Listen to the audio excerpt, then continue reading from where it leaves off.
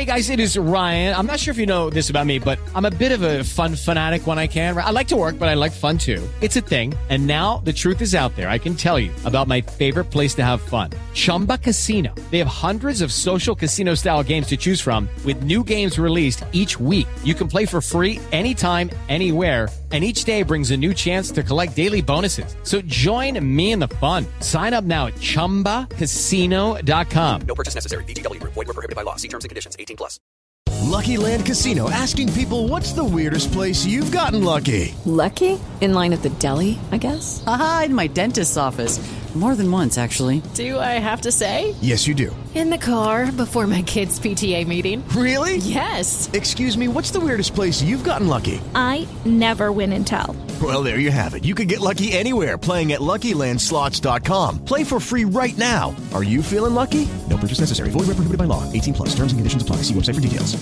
Hey guys, it is Ryan. I'm not sure if you know this about me, but I'm a bit of a fun fanatic when I can. I like to work, but I like fun too. It's a thing. And now the truth is out there. I can tell you about my favorite place to have fun. Chumba Casino. They have hundreds of social casino style games to choose from with new games released each week. You can play for free anytime, anywhere. And each day brings a new chance to collect daily bonuses. So join me in the fun. Sign up now at ChumbaCasino.com. No purchase necessary. VGW. Void where prohibited by law. See terms and conditions. 18+. The simplest definition of motivation boils down to wanting. That's according to social psychologist Roy Baumeister in 2016. In sport, it's often the driving force behind a successful athlete, that motivation to get up every morning, work hard, practice, and in some cases win a medal, even gold, as we've seen throughout the summer. Our great British athletes like Tom Daley, Laura Kenny, Adam Peaty, Kadina Cox, Sarah Story and Emma Raducanu often inspire, but ultimately, with more than 4 in 10 adults in the UK not doing the recommended amount of exercise every week, how do we get people to want to be active? I'm Michael. And I'm John, and we want to find out. So welcome to this very special edition of Anything But Footy, the Olympic and Paralympic podcast. And we're live at the 2021 UK Active Conference at the Guildhall in the wonderful city of London. We're in person, we're with each other, we have some great guests, and we're even in a room full of people, not on Zoom. Yeah, and talking of sitting staring at a screen, during the past 18 months of the COVID pandemic, more than a quarter of the UK population has reported a deterioration in their eating and sleeping, which of course all impacts on activity. In this episode of the podcast, we want to explore what motivates people to take up healthy and fit lifestyles, and what the physical activity sector and government can do to encourage people to keep active and stay healthy.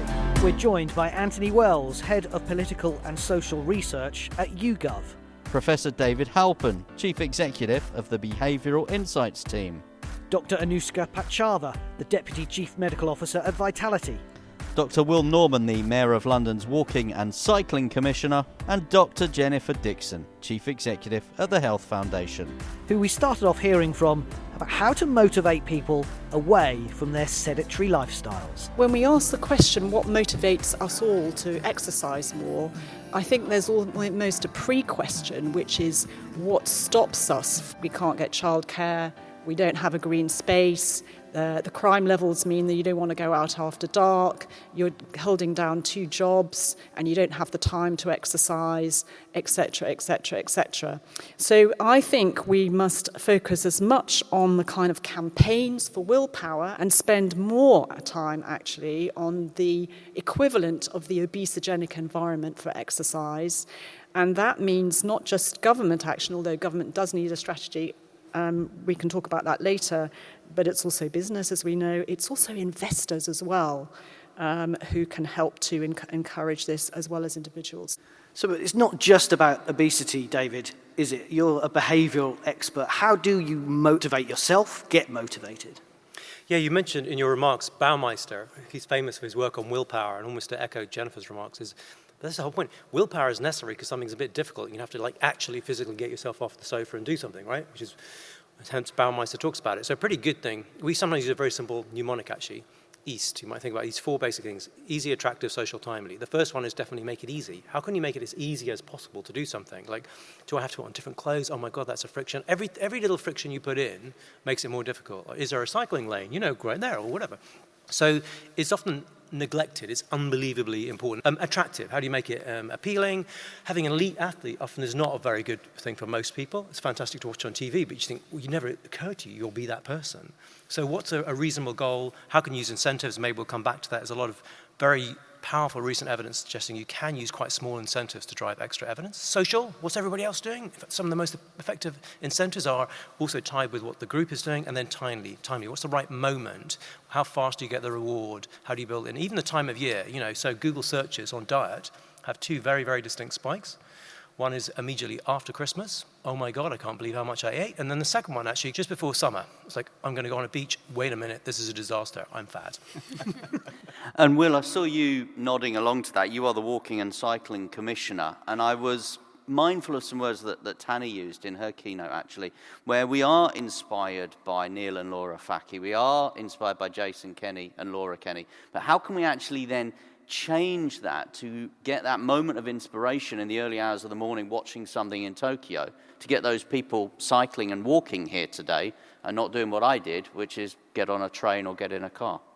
So I think there are two structural ways where we can tackle the sort of physical inactivity crisis we find ourselves in. One is around structurally, how do we get kids more active? We've got the most inactive generation of kids in history.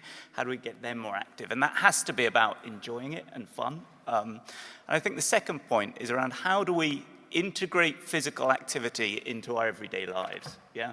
Now that is not necessarily about scoping out more leisure time for more football sessions or more running or that. It's actually about active travel. How do we design that activity into our lives and our towns and cities? And as David said, I would add an extra caveat to David's East is to add another S, which is safety.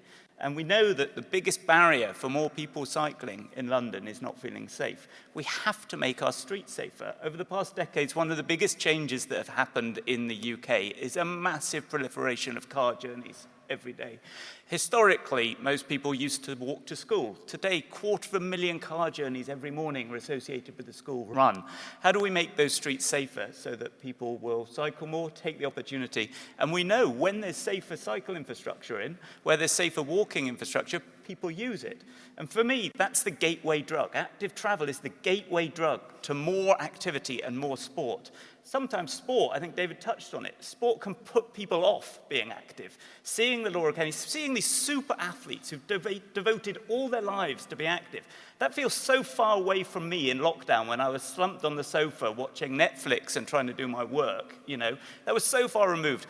But actually, how do I get out of the car, take a bit of a walk to the shops, walk to school, do a bit of cycling, those small steps, and then as I get fitter, so actually I'd quite like to do a bit more of this. And that's where the environment which UK Active provide and all the members have a role to play in terms of getting those people who are getting a bit more active to then diversify and do different activities and have fun. Just for the record, I cycled today. I don't know how many others did.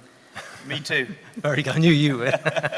Anthony, I just want to bring you in here because listening to what Will was saying there, how do we then, from a policy point of view, get that messaging out to members of the public that there are safe spaces, there are safe places, they can go and walk and get on their bike? It's not so much the messaging out there because people see it in their local community. If we go to look round, say, the thing that Boris Johnson, his big thing now is levelling up, and what he'll want to do is provide things that people see in their local community to demonstrate levelling up. If you ask people what they want a nicer town centre. And so if you're redeveloping the town centre, that's your opportunity to put in better cycle paths, better walking provisions, places that haven't got cars, places where people can play. So it is there, and it's in the government's interest to do that as part of showing they've levelled up this area. Anushka, am I right in saying ran the London Marathon, the youngest ever? Second youngest. Second youngest ever. And that was a long, long time ago, so I'm sure someone's gone and done more this year. So what motivated you then and what motivates you now? And do you agree with the panellists that it's not just a question of that? I do agree, actually. And I think for me, the question that I ask myself every day in my day job working at Vitality and as a physician when I worked in the NHS is around not really how do you motivate, but whose responsibility is it to motivate? Is it just the government? Is it just employers? Is it a combination of both? And particularly now with the environment changing, what does the role insurers and other bodies play in that motivation piece? more importantly than whose role is it, is how do you frame that motivation problem? Because different elements of society and different members of society regard motivation as very different psychological kind of pieces. And everyone has a different kind of driver within themselves. And what do I mean by that? So for us at Vitality, and particularly something that I thought about a lot when I was running the marathon a long time ago, was around framing the motivators. Is it you're trying to avoid a loss? So is it a loss incentive? Or is it you're trying to gain something? Is it a gain incentive? Or is it actually a combination of both? And just to bring that to life a little bit, I'll tell you my own story. For me, it was my brother had bet me. He'd run it the year before. I'm 3 weeks older than him, minus a year. And basically, I wanted to take over his title. So for me, it was the bet that I wanted to not lose against my brother, but also the gain of, well, I got a title, I got the accolade, and it meant that, till hopefully this year, it wasn't contested. If we take that into the real world, some studies we've done at Vitality have been around that exact problem. Loss incentive versus gain incentive, or a combination of both. And what we have found is that by offering people rewards, you can motivate them. Those that are enticed by rewards, be it Champneys Resort or discounts on your Waitrose shopping or gym memberships, they are incentivized to then engage with physical activity. But it wasn't just the rewards that triggered behavior. We actually found, by adding in the loss incentive, something as simple as a fitness tracker device like an Apple Watch, we encouraged people further. And it was the combination of the rewards that helped me gain and give me value in life versus actually, I don't want to pay that extra £12.50 a month for my watch. If I do more exercise, I don't pay the £12.50, I get the watch discounted and or for free, that drove people towards 34% higher activity levels. And for me, it's that combination of understanding your population, understanding whose responsibility it is to drive the behavior change in that population, and then framing the problem in a way that it's meaningful for that population. What was your marathon time? Well, the first time I did it was 5 hours, 34 minutes, but I did break my knee at 8 miles, so I had a complete excuse, and I ended up walking on crutches for the next 3 weeks. Incredible. With a medal around my neck. Now, I know Will has got to go and speak to the mayor in a moment, so I wanted to just leap ahead a little bit with your commissioner hat on. With the white paper coming out later, what is it that the government should be doing? Levelling up, I think we need a definition and understanding of what it is to begin with, but I think everybody accepts that. For me, the levelling up agenda is it was touched upon earlier, of how do you integrate physical activity, the public health crisis that's been exposed through COVID, the inequalities that exist. This is not the work of one government department and one white paper. This has to be integrated across all the agendas. That's what we've done in London, and put this agenda in our planning, in our business, in our environmental, in our transport plans. Health fits at the very centre of those, because health isn't, you can treat health through the health system, but prevention in terms of health goes far more and crosses every different sector, and we all have a role to play in it. And Jennifer, I know you too have another engagement, but I want to build on that point of levelling up, because research suggests that people in some of the less deprived areas of our communities have a lot less life expectancy than some of those that live in our better off, well-off areas.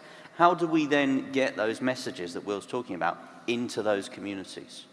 So first thing is just for people to notice there's a big study out today on the BBC News, actually, which shows the difference in life expectancy in poorer compared to richer. So a woman in Camden will live 20 years longer than a woman in Leeds, for example. I mean, it's quite stunning. And healthy life expectancy, the gap is even greater at that small level. So it's a big, big issue. I think with in terms of levelling up, I think the first thing we want is that health features in the levelling up agenda. It doesn't seem to at the moment. All the mood music is that it won't directly. It's more focused on economic capital, not green capital, not social capital, not human health capital. It's all mostly on economic capital, a little bit of social. So it needs to feature, and just as just has been said, we need a serious cross-government strategy which involves local government to improve health in a variety of different ways, and we need to set it up for the long term with some short-term gains. I mean, it's in a sense, it's simple, And the strategy should be to achieve better health and life expectancy +5, which is the government's own target by 2035, but also to reduce inequalities in health. And we don't have a strategy to reduce inequalities in health at the moment. And the other final thing is that there is, I think, rather a cognitive bias in prevention policy that we've had over the last few years, which is a bias towards individual agency and away from responsibility of local, national government and indeed business and investors. And that's also what needs to change. That's a longer term agenda. And David, we heard the word simple being used there. You wrote how small changes can make a big difference. So what are those small, simple changes that we might see in this white paper that would deliver that return on the necessary investment? Well, it's at once in people's lives, right, which probably people in the room will know better than me, is that if you're trying to change a habit or bring a new one, you normally form some kind of scaffolding around it, which is where incentives and things can come in. So can you build these extra cues, supports, particularly if you can make it easier at the individual level? And air miles, of course, a fascinating way of using instead of money, using something else, which actually can be quite a small incentive in financial terms, but can have quite a big impact. You know, executives taking extra flights they don't need in order to keep their precious gold card or whatever in a lounge. So it can be relatively small things if they're constructed well, can have a big difference. But as important is the knock-on consequence of how it changes the behavior of firms and others. So when you start saying, actually, let's have a walk into school and work day, let's try and do that, and then will the firm change? Or will businesses, start to use other kinds of techniques as they make it easier to have meetings where you can move around or whatever? So the pressure is not just actually on the individual behavior, it's back on other kind of key players to make it easier to make the other kinds of changes to reinforce it. And if you put those things together, especially on the obesity side, let's be clear, it's a lot easier to take the calories out at source than to walk up and down steps all day, take them out. But if you put them together, and Singapore is the great hope, right? Singapore has shown it's been able to achieve these reversals in BMI, and it's very much from a combination of exercise-based stuff and also focus big changes on diet and reformulation. Anthony, I don't want you to feel like you're the voice of the people, but you are YouGov, so what do people want to see? If you ask people what they want it.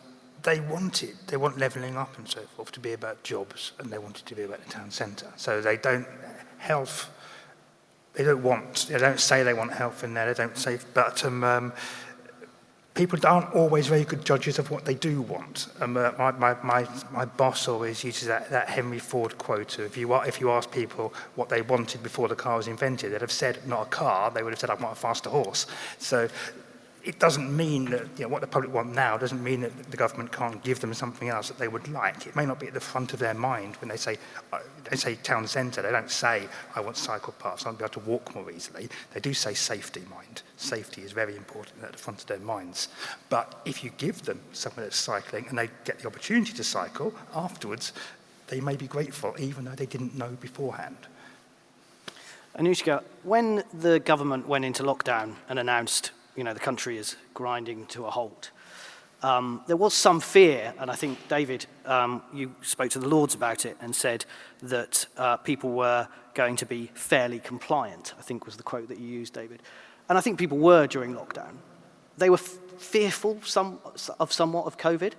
Why are we not fearful of being unhealthy? Why are we not, if we're active, we'll actually not be unwell?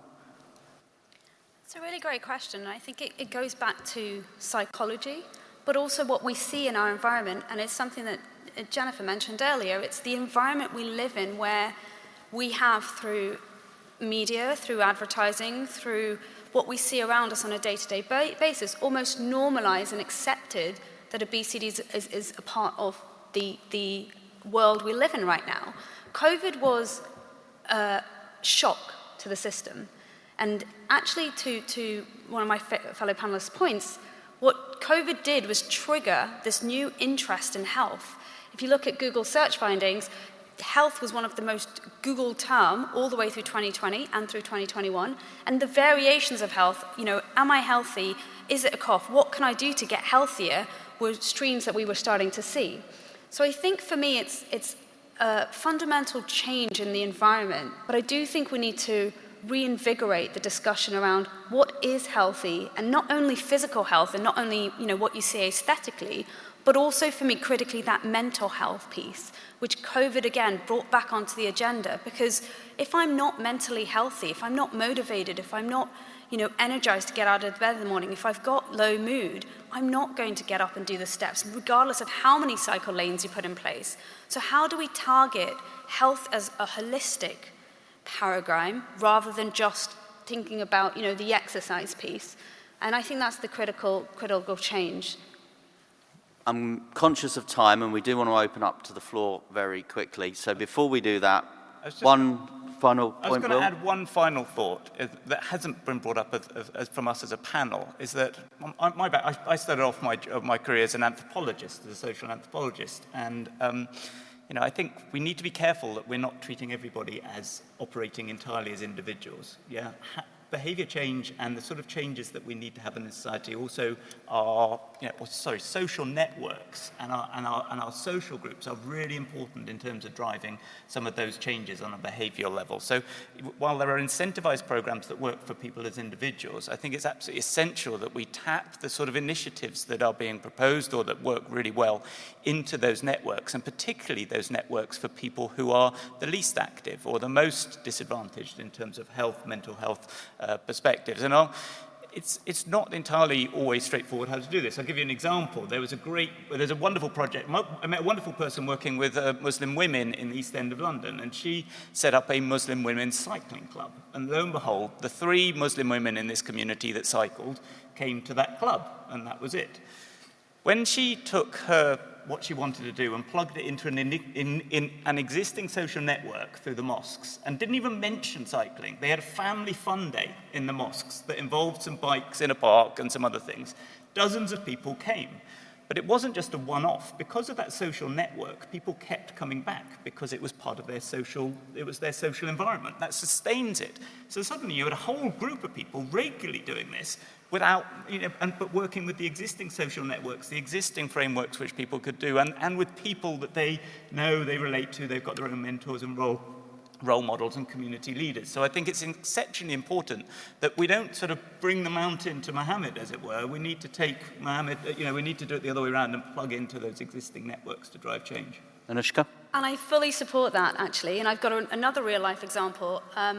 I'm doing an executive MBA at the moment, and we have a group of us who are all doing the executive MBA, and somehow we've managed to fit in fitness within that. So we have a WhatsApp group called Fitties, and we challenge each other. We participate in tracker challenges, and what I realised in a discussion we had subsequently on that was questioning my own accountability. Because who am I accountable for in terms of my fitness? Maybe when I was 18, it was myself and potentially, competing against my brother. But right now, I'm accountable to a much broader network. I'm accountable to my friends. I'm accountable to my employer to turn up every day and not, take sick days, etc. And I'm accountable to, I guess, society as a whole. And I feel that accountability, having worked in the NHS, that, I don't want to be the next statistic, or I don't want to be a high-cost driver of health services.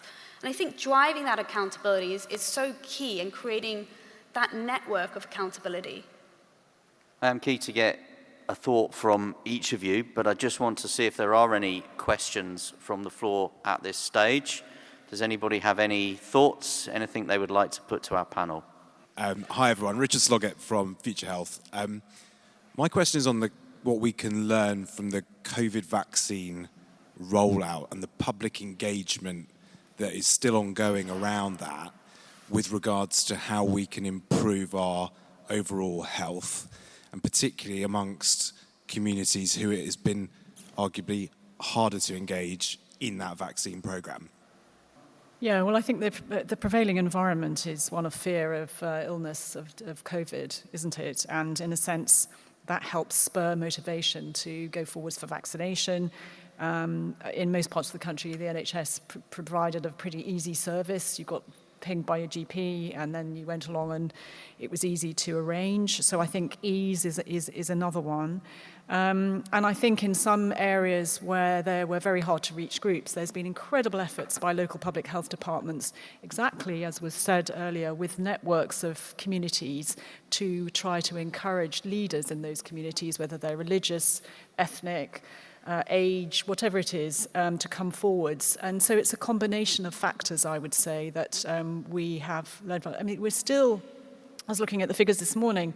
When it comes to the percentage of population fully vaccinated, we're not at the top any longer. So there's still a long way to go.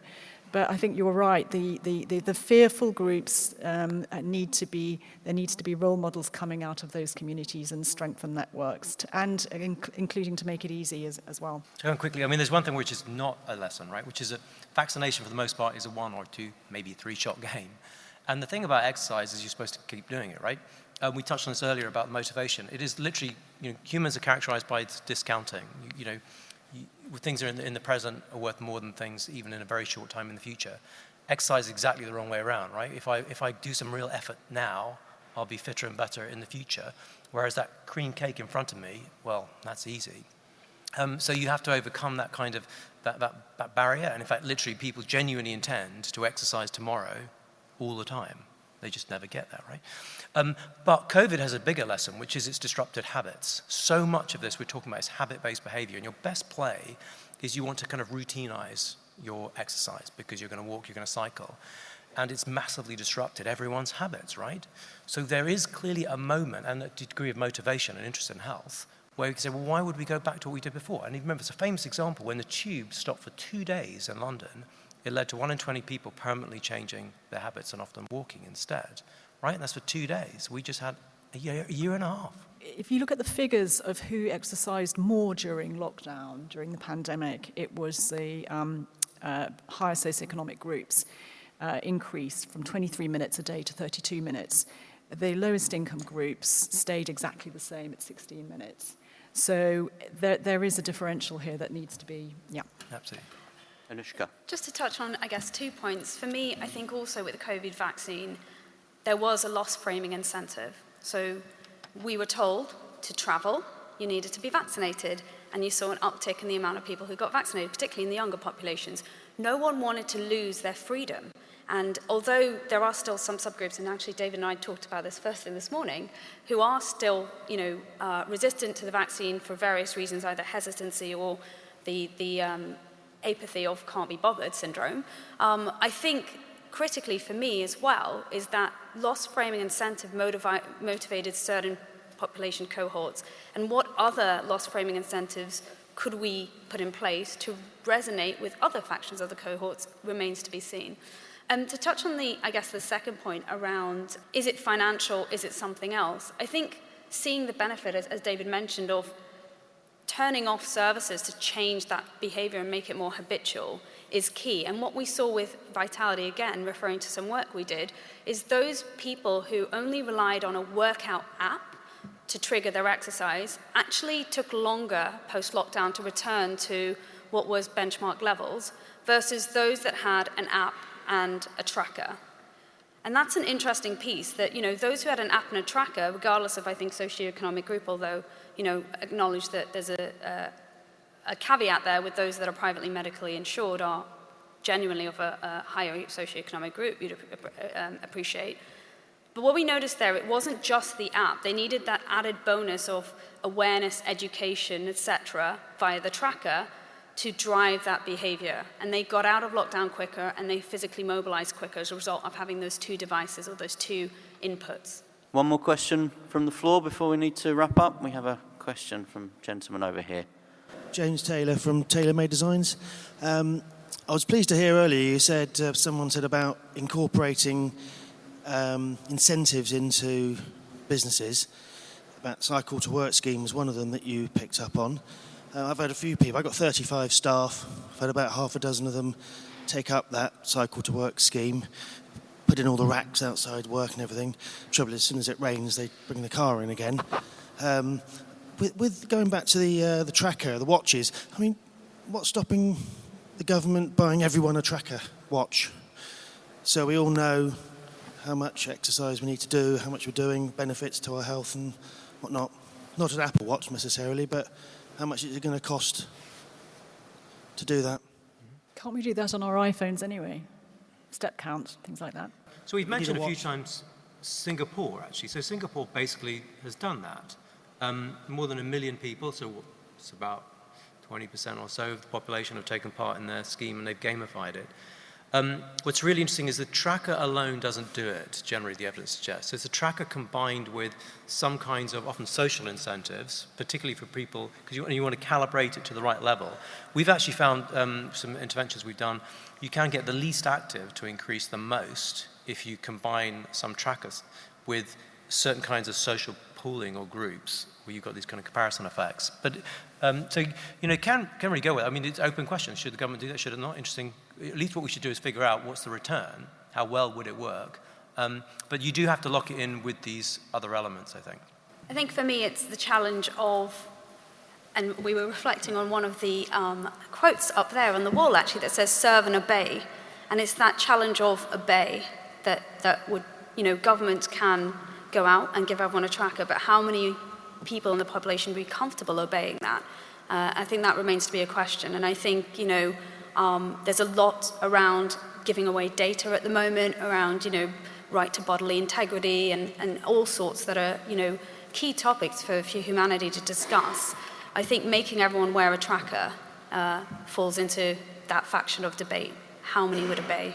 I think it's a subtle difference between sending everyone one and offering everyone the chance to have a free one, because one is getting a lovely thing for free and one is being told to do something.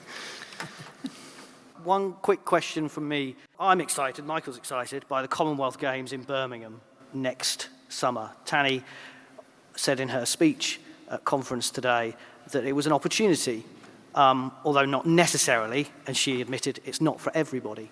What opportunity is it that we stage the Commonwealth Games, and could, on everything that we've talked about, could we link some of the stuff we've talked about today into the Commonwealth Games? David and Will, I think, right at the start, said something about a bit of caution about that link with elite athletes. I'm always, Anushka used her personal history earlier, and like, I spent the majority of my life doing no exercise whatsoever. I'm probably one of the most unhealthy people at this conference in that sense. Now, I run 5K a week, and when I started exercising, the thing that worried me the most was that sort of exercise is for fit people. It's for those other people. It's not for people like me. I'm going to be the really slow, useless one at the end who everybody stares at. And my biggest worry has been the very last person dragging around at the end.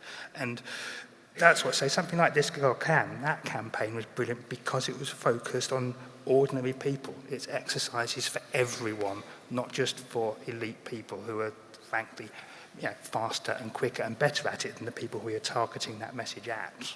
I think I agree. For me, it's the three key principles of anything we do in society. How do we make it accessible? How do we make it inclusive? And how do we make it diverse? And having champions that address all those points that aren't elite athletes, they are the normal population, your everyday person that humans can resonate with, I think is the key piece. But equally, and I say this coming from a private sector institute, is that again, going back to a point I made earlier, whose responsibility is it? And how do we bring all the stakeholders together to collaborate? Is it public-private policy partnerships? Is it broader than that? Do charities play a part? Of course they do. I think that's the key bit that we're missing.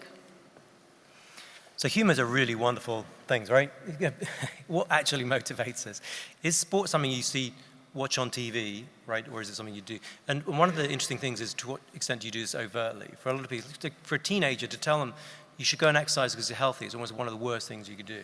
Let's just go outside and get covered in mud, right, and mess around, right? And then incidentally, by the way, you've accidentally got some exercise. And for a lot of people, that's a more effective way of doing it, is to find the incidental route. And just to link it even more brutally, I remember years ago talking to a senior figure in the Department of Health, and we were talking about incentives to get people to quit smoking. And he's like, what are you talking about? It's like, if people don't quit smoking, they're probably going to die from it. What possible alternative incentive are you going to come up to beat that? But in the weird and wonderful world of human beings, actually it can make a difference, particularly to get that first step, that initiation, right? And we mentioned Singapore a few times along the way. I think sometimes we don't believe it's possible. We don't believe it's possible to kind of turn the tide on levels of exercise or activity. And one of the reasons why Singapore is interesting is they've really done it. Their BMI levels have gone down. They weren't that bad.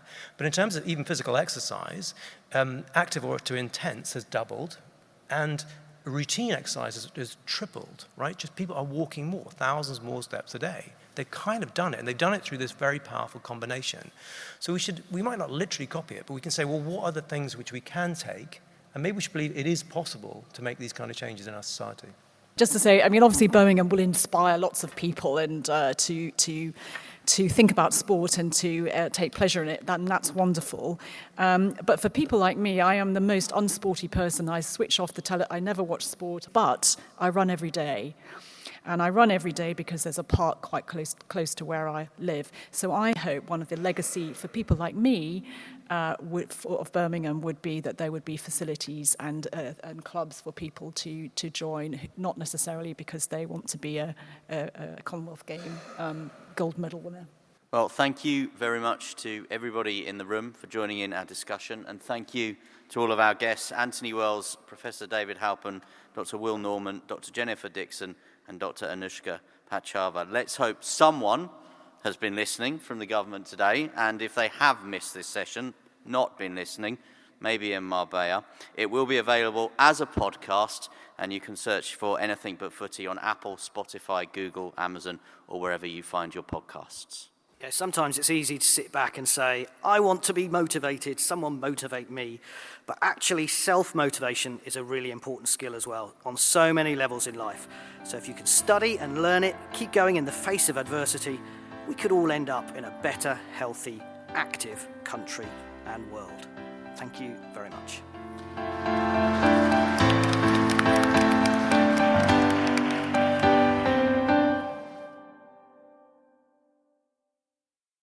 Sports Social Podcast Network.